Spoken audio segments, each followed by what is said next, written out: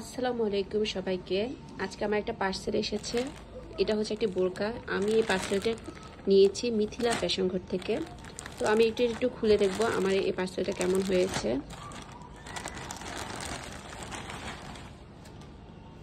এই যে আমার বোরকা, এটা আমি অর্ডার করেছিলাম।